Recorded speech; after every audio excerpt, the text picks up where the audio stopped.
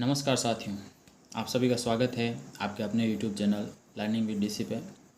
बाल विकास से संबंधित ये चौथा पार्ट है। इससे पहले हम 3 पार्ट पहले देख चुके हैं। अगर आपने वो वीडियोस नहीं देखे हैं तो जाके एक बार चेकआउट कीजिएगा। शुरू करते हैं आज का वीडियो। क्वेश्चन नंबर 1 देखिएगा। ईसा की 16वीं सदी में मनोविज्ञान को क्या माना जाता था? क्वेश्चन कह रहा है कि 16वीं शताब्दी में मनोविज्ञान किसका विज्ञान माना जाता था?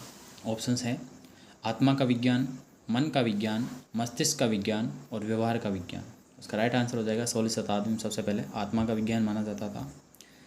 बढ़ते हैं क्वेश्चन नंबर 2 की तरफ। मनोविज्ञान व्यवहार का शुद्ध विज्ञान है, उपयुक्त कथन किसका है? ऑप्शंस हैं सी वुडवर्थ, वाटसन, ई स्किनर और चार्ल्स डार्विन। इसका राइट आंसर हो जाएगा वाटसन। मनोविज्ञान जो है व्यवहार का शुद्ध विज्ञान है, ये किसके द्वारा कहा गया था? वाटसन के द्वारा। आपको पता होगा कि वाटसन जो होते थे इन्हें व्यवहारवाद का जनक माना जाता है। साथ ही इससे पहले हम एक सवाल देख चुके हैं जिसमें कहा गया था कि वाटसन जो है इन्हीं की वजह से मनोविज्ञान को जो है एक विज्ञान का दर्जा मिला था। ठीक है, फिर बढ़ते हैं क्वेश्चन नंबर 3 की तरफ। जीवन की संघर्षपूर्ण परिस्थितियों के प्रति मानव तथा पशु की संपूर्ण प्रतिक्रिया ही व्यवहार है, उपयुक्त कथन किसका है? आपके ऑप्शन है स्किनर, वुडवर्थ, जेम्स ड्रेवर, ई वाटसन। इसका राइट आंसर हो जाएगा जेम्स ड्रेवर। ठीक है, फिर बढ़ते हैं क्वेश्चन नंबर 4 की तरफ। मनोविज्ञान शिक्षा का आधारभूत विज्ञान है, यह कथन किसका है? ऑप्शंस हैं स्किनर, रायवर्थ, जे एस मैकेंजी और डेकार्टे। इसका राइट आंसर हो जाएगा ये कथन किसका है? स्किनर का है। बढ़ते हैं नेक्स्ट स्लाइड की तरफ। क्वेश्चन नंबर 5 देखिएगा। बच्चे के विकास को अवसर, शारीरिकी, संज्ञानात्मक, भावनात्मक और सामाजिक जैसे 3 व्यापक क्षेत्र में विभाजित किया जाता है। विकास प्रक्रिया इन क्षेत्रों में कहाँ तक संबंधित है? यानी कि इन तीनों क्षेत्रों में विकास कैसे और किस प्रकार से संबंधित है उसके बारे में बताना है। ऑप्शन है आपके अन्य को प्रभावित किए बिना स्वतंत्र रूप से विकसित। ऑप्शन दूसरा है एक एकीकृत और समग्र प्रकार से विकसित, बेतरतीब ढंग से विकसित और आंशिक रूप से विकसित। इसका राइट आंसर हो जाएगा ऑप्शन बी, एक एकीकृत एवं समग्र रूप से विकसित। यानी कि ये तीनों एक दूसरे पर जो है भावनात्मक, संज्ञानात्मक और शारीरिक एक दूसरे से कनेक्टेड होते हैं, एक दूसरे से संबंधित होते हैं। एक का विकास दूसरे को प्रभावित करता है। क्वेश्चन नंबर 6 देखिएगा। वुडवर्थ ने सबसे पहले निर्माण किया। ऑप्शन है, काफ़ी इंपॉर्टेंट सवाल है। क्वेश्चन नंबर 6 इंपॉर्टेंट सवाल है, ध्यान रखिएगा। वुडवर्थ ने सबसे पहले निर्माण किया। ऑप्शन है आपके प्रश्नावली, साक्षात्कार, निर्धारण मापनी और बुद्धि परीक्षण। तो इसका राइट आंसर हो जाएगा जो प्रश्नावली विधि है उसके बारे में किसने बताया था? सबसे पहले वुडवर्थ ने। जबकि ध्यान रखिएगा एक और आता है प्रश्नोत्तर विधि। प्रश्नोत्तर जो विधि है इसके बारे में किसने बताया था? इसके बारे में बताया था सुकरात ने।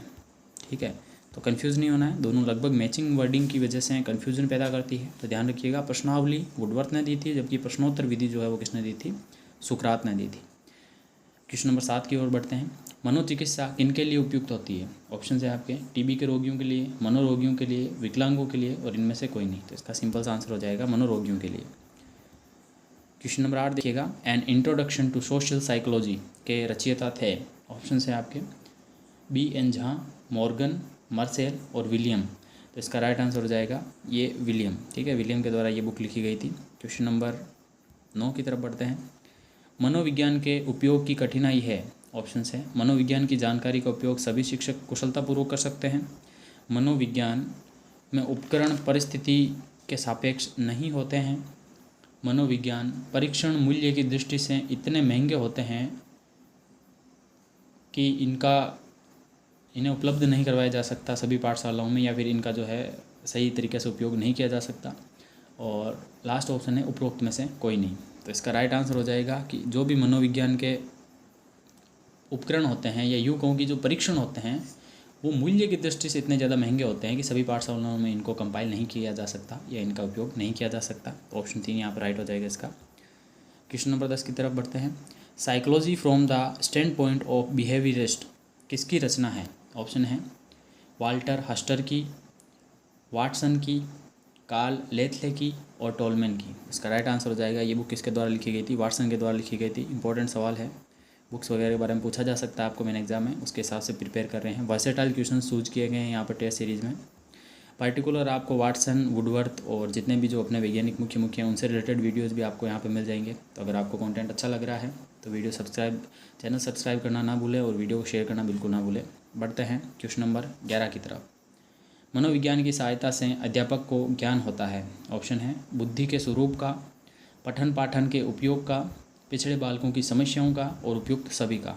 तो मनोविज्ञान की सहायता से बालक की सभी चीज़ों का पता लगाया जा सकता है। तो अध्यापक जो है सभी चीज़ों का पता लगा सकता है। तो ऑप्शन 4 यहाँ पर राइट हो जाएगा, उपयुक्त सभी का। क्वेश्चन नंबर 12 देखिएगा। ए डिक्शनरी ऑफ साइकोलॉजी पुस्तक लिखी है। ऑप्शन है आपके जेम्स ड्रेवर ने, रोजन ने, ब्राउन ने और लेनिन ने। तो इसका राइट आंसर हो जाएगा जेम्स ड्रेवर ने जो है ये बुक लिखी थी, a dictionary of psychology. Question number 13 की तरफ बढ़ते हैं। जब मनोविज्ञान अपनी स्वयं की मानसिक दशा का निरीक्षण कर लेता है तो वह पद्धति कहलाती है। ठीक है, खुद का स्वयं का मानसिक निरीक्षण करना क्या कहलाता है? तो ऑप्शन है आपके अंतर्दर्शन पद्धति, बहिर्दर्शन पद्धति, व दोनों और इनमें से कोई नहीं। तो इसका राइट आंसर हो जाएगा अंतर्दर्शन पद्धति। मतलब खुद का ही जब आप अपना मूल्यांकन करने लगते हो, अपने व्यवहार का निरीक्षण करने लगते हो, तो वो किस पद्धति के द्वारा किया जाता है? अंतर्दर्शन पद्धति के द्वारा किया जाता है। क्वेश्चन नंबर 14 देखिएगा। प्रथम मनोवैज्ञानिक प्रयोगशाला स्थापित की गई। ऑप्शंस हैं मैकडूगल के द्वारा, वाटसन के द्वारा, विलियम वुंड के द्वारा और फ्राइड के द्वारा। इसका राइट आंसर हो जाएगा ये विलियम वुंड ने की थी लिप्जिंग शहर में 1879 में। आपको पता होगा इसके बारे में। तो क्वेश्चन नंबर 15 देखिएगा, इसी से रिलेटेड है। प्रथम मनोवैज्ञानिक प्रयोगशाला की स्थापना कब और कहाँ पर की गई? ठीक है, तो यहाँ पर ऑप्शन है आपके 1870 जर्मनी लिप्जिंग में, 1879 अमेरिका में, 1879 जर्मनी के लिप्जिंग में और 1987 जर्मनी में। तो इसका राइट आंसर हो जाएगा 1879 जर्मनी के लिप्जिंग स्थान पर इसकी स्थापना की गई थी। क्वेश्चन नंबर 16, प्रयोगात्मक मनोविज्ञान का जनक माना जाता है। ऑप्शंस हैं मैकडूगल, विलियम जेम्स, वाटसन और विलियम वुंड। तो प्रयोगात्मक, जिसने सबसे पहली प्रयोगशाला खोली वही प्रयोगात्मक मनोविज्ञान का जनक माना जाएगा। तो इसका राइट आंसर हो जाएगा विलियम वुंड। क्वेश्चन नंबर 17 की तरफ देखिएगा। किस मनोवैज्ञानिक ने माना कि उचित वातावरण से बुद्धि लब्धि में वृद्धि होती है? ऑप्शन है आपके मेंडल, कूले, स्टीफेंस और क्लार्क। तो इसका राइट आंसर हो जाएगा ऑप्शन सी। क्लार्क ने ऐसा माना था कि अगर उचित वातावरण दिया जाए तो बुद्धि लब्धि में बदलाव लाया जा सकता है। क्वेश्चन नंबर 18 देखिएगा। वंशानुक्रम के सिद्धांत हैं मेंडल का सिद्धांत, जनन द्रव्य की निरंतरता का सिद्धांत, उपार्जित गुणों के संरचना का सिद्धांत और उपरोक्त सभी। इसका राइट आंसर हो जाएगा ये सारे के सारे वंशानुक्रम के सिद्धांत माने जाते हैं। क्वेश्चन नंबर 19, किस सिद्धांत के अनुसार शरीर का निर्माण करने वाला जनन द्रव्य कभी नष्ट नहीं होता है? ऑप्शंस हैं मेंडल का सिद्धांत, जनन द्रव्य की निरंतरता का सिद्धांत, उपार्जित गुणों के संचरण का सिद्धांत और उपरोक्त सभी। तो इसका आपको पता होगा आंसर क्या होगा। इसका आंसर हो जाएगा ऑप्शन बी, जनन द्रव्य की निरंतरता का सिद्धांत। ठीक है, ये वाला ऑप्शन राइट हो जाएगा। बढ़ते हैं क्वेश्चन नंबर 20 की तरफ।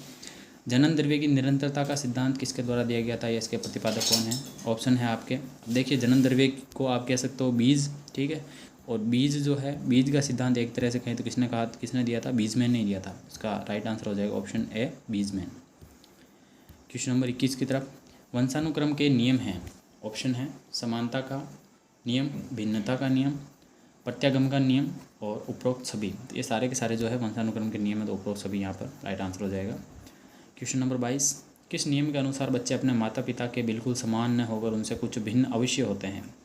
ऑप्शन है भिन्नता का नियम, समानता का नियम, प्रत्यागमन का नियम और उपरोक्त में से कोई नहीं। तो इसका राइट आंसर हो जाएगा भिन्नता का जो नियम है उसके हिसाब से बच्चे जो होते हैं अपनी माता पिता से या पेरेंट्स से थोड़े बहुत अलग ज़रूर होंगे। बढ़ते हैं क्वेश्चन नंबर 23 की तरफ। व्यक्ति का विकास किसका परिणाम है? वंशानुक्रम प्लस वातावरण, वंशानुक्रम गुणा वातावरण, वंशानुक्रम माइनस वातावरण और उपरोक्त सभी। तो इसका राइट आंसर हो जाएगा व्यक्ति का जो विकास है वो वंशानुक्रम और वातावरण की अंत्यक्रिया का सीधा सा मतलब होगा गुणा। ठीक है, अंत्यक्रिया की बात हो रही है, अंत्यक्रिया यानी कि गुणा। तो इसका ऑप्शन भी यहाँ पर राइट हो जाएगा। क्वेश्चन नंबर 24, व्यक्ति की सभी विशेषताएं कुछ हद तक आनुवंशिक और वातावरण कारकों का प्रतिफल है, ये विचार किसका है? ऑप्शन है स्किनर, मैकडूगल, मेंडल और विंग व हंट का। तो इसका राइट आंसर हो जाएगा विंग और हंट। क्वेश्चन नंबर 25, बालक की मूल शक्तियों के कारण उसमें वंशानुक्रम होता है, यह कथन किसका है? आपके ऑप्शंस हैं गोडार्ड, डगडेल, थॉर्नडाइक और स्किनर। तो इसका राइट आंसर हो जाएगा ये कथन किसका है? थॉर्नडाइक का है। ऑप्शन सी यहाँ पर राइट हो जाएगा। 26 की तरफ बढ़ते हैं। एमाइल ग्रंथ की रचना किसने की थी? ये सवाल पहले भी आ चुका है, आपको पता होगा किसने की थी। राइट आंसर हो जाएगा रूसो। और रूसो का जो काल्पनिक शिष्य था उसका नाम भी क्या था? एमाइल ही था। ठीक है, बढ़ते हैं क्वेश्चन नंबर 27 की तरफ। विकासात्मक मनोविज्ञान के प्रवर्तक हैं, ऑप्शन है आपके जीन पियाजे, थॉर्नडाइक, विलियम जेम्स और गाल्टन। शायद ये सवाल भी पहले आ चुका है, इसका राइट आंसर हो जाएगा जीन पियाजे। क्वेश्चन नंबर 28, बाल चिंतन की भाषा ग्रंथ किसने प्रकाशित किया? इंपॉर्टेंट सवाल है। ऑप्शन है आपके जीन पियाजे, स्टेनले हॉल, थॉर्नडाइक और रूसो। तो इसका राइट आंसर हो जाएगा, ये किसके द्वारा लिखा गया था? जीन पियाजे के द्वारा। बाल चिंतन की भाषा जीन पियाजे। ठीक है, बढ़ते हैं नेक्स्ट स्लाइड की ओर। क्वेश्चन नंबर 29, अध्ययन संबंधी प्रथम पत्रिका पेडोगोगिकल सेमिनरी किसने आरंभ की? और आपके ऑप्शंस हैं Armstrong, William James, Stanley hall और हल। इसका राइट आंसर हो जाएगा, ये सबसे पहले पत्रिका जो है किसने प्रतिपादित की थी? स्टेनले हॉल ने की थी। ये सवाल भी पहले आ चुका है पिछले वीडियो में। अगर आपने अभी तक नहीं देखा है तो ज़रूर जाके देखिएगा। Question number 30, field of psychology के रचयिता, ऑप्शंस वाटसन, मैकडूगल, गिलफोर्ड और ब्रूनर। इसका राइट आंसर हो जाएगा ऑप्शन सी, गिलफोर्ड ने जो है ये बुक लिखी थी। क्वेश्चन नंबर 31 की तरफ बढ़ते हैं। शताब्दी पूर्व मनोविज्ञान को किसकी शाखा माना जाता था? यह सवाल भी प्रीवियस वीडियो से ही डायरेक्टली आया है यहाँ पे। ऑप्शन है दर्शन शास्त्र की, समाज शास्त्र की, नीति शास्त्र की और उपरोक्त में से कोई नहीं। तो इसका राइट आंसर हो जाएगा दर्शन शास्त्र की। अगर कोई क्वेश्चन एक या दो से ज़्यादा बार रिपीट हो रहा है, इसका मतलब वो उतना ही इंपॉर्टेंट है, इसलिए आपको उसको ध्यान में रखना ज़रूरी है। फिर बढ़ते हैं क्वेश्चन नंबर 32 की तरफ। मनोविज्ञान को स्वतंत्र विषय बनाने के लिए सबसे पहले परिभाषा दी गई, यानी कि किसका विज्ञान माना गया था इसको? ऑप्शन है आपके आत्मा का विज्ञान, मन या मस्तिष्क का विज्ञान, चेतना का विज्ञान और व्यवहार का विज्ञान। तो सबसे पहले इसको किसका विज्ञान माना गया था? आत्मा का विज्ञान माना गया था। बढ़ते हैं क्वेश्चन नंबर 33 की तरफ। इटली के मनोवैज्ञानिक पोम्पोलोजी ने मनोविज्ञान को माना। ठीक है, पोम्पोलोजी जो है मनोविज्ञान को क्या मानते हैं? ऑप्शन है आपके मन या मस्तिष्क का विज्ञान, चेतना का विज्ञान, आत्मा का विज्ञान और व्यवहार का विज्ञान। तो इन्होंने जो है मन या मस्तिष्क का विज्ञान माना था। बढ़ते हैं क्वेश्चन नंबर 34 की तरफ। चेतना का विज्ञान मानने वाले मनोवैज्ञानिक हैं, यानी नीचे जो ऑप्शन दिए गए उनमें से किसने चेतना का विज्ञान माना है मनोविज्ञान को? ऑप्शन है आपके William Wundt, William James, James Sully, उपरोक्त सभी। तो यहाँ पर जितने भी ऑप्शन है ये सारे के सारे इन्होंने इस चीज़ का समर्थन किया था कि मनोविज्ञान जो होती है वो चेतना का विज्ञान होता है। तो राइट आंसर हो जाएगा ऑप्शन 4, उपरोक्त सभी।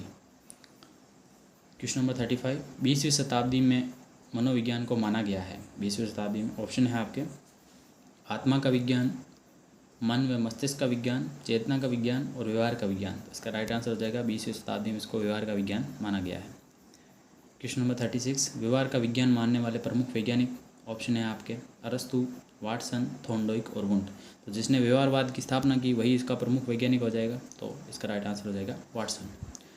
क्वेश्चन नंबर 37 की तरफ बढ़ते हैं। साइकोलॉजी शब्द की उत्पत्ति हुई है, ऑप्शन है आपके अंग्रेजी, रूसी, लैटिन और स्पेनिश। तो इसका राइट आंसर हो जाएगा लैटिन। ठीक है, बढ़ते हैं क्वेश्चन नंबर 38 की तरफ। बाल विकास निर्भर करता है वातावरण, वंशानुक्रम, उक्त दोनों और निम्न में से कोई नहीं।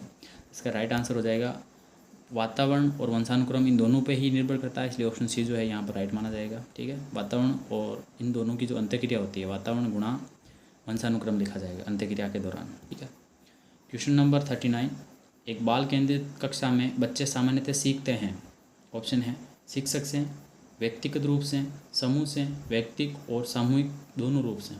तो इसका जो अप्रोप्रिएट आंसर होगा वो हो जाएगा व्यक्तिक और सामूहिक दोनों रूप से जो है बालक सीखते हैं।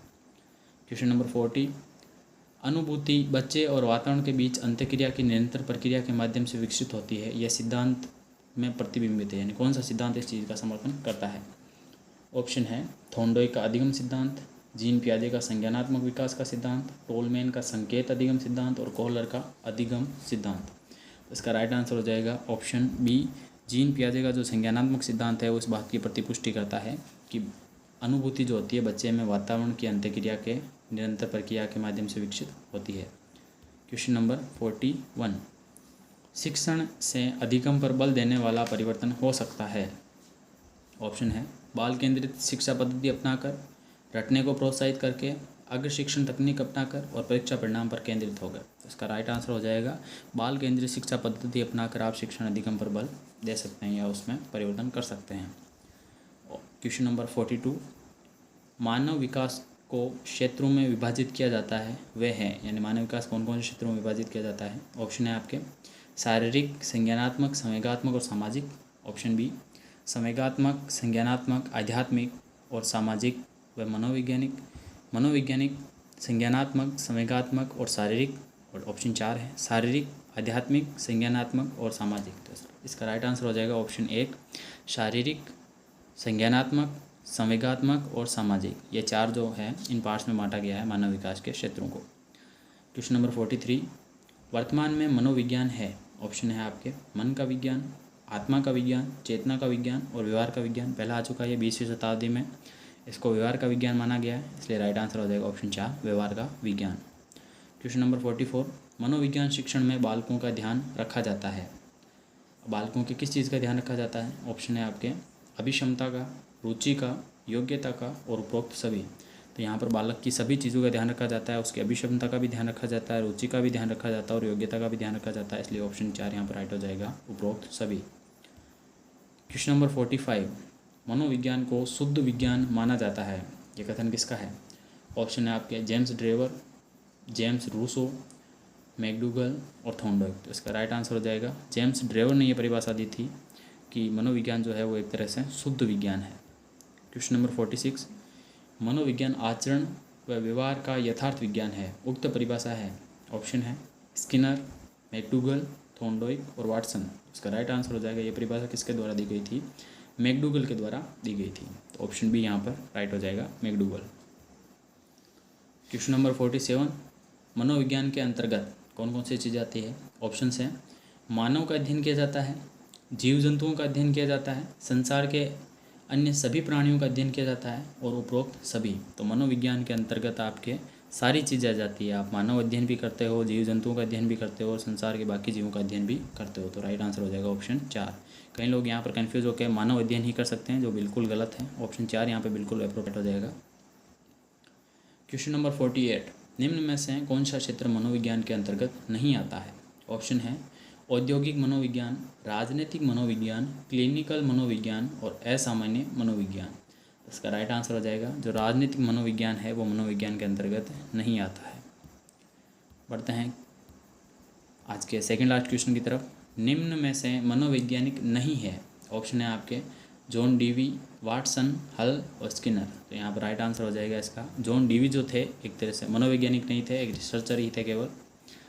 और आज का लास्ट सवाल है क्वेश्चन नंबर 50, निम्न में से कौन सा क्षेत्र मनोविज्ञान के अंतर्गत नहीं आता है। ऑप्शन है आपके असामान्य मनोविज्ञान, औद्योगिक मनोविज्ञान, आर्थिक मनोविज्ञान और पशु मनोविज्ञान। तो इसका राइट आंसर हो जाएगा ऑप्शन 3 जो है आर्थिक मनोविज्ञान जो है वो मनोविज्ञान के क्षेत्र के अंतर्गत नहीं आता है। तो ये थे आज के आपके मनोविज्ञान के बाल विकास से संबंधित 50 सवाल। आई होप आपको कंटेंट पसंद आया होगा। अगर पसंद आया है तो वीडियो को शेयर कीजिएगा और साथ ही आप नए हैं चैनल पे तो बिल्कुल चैनल सब्सक्राइब कीजिएगा। मिलते हैं नेक्स्ट वीडियो में, तब तक के लिए जय हिंद।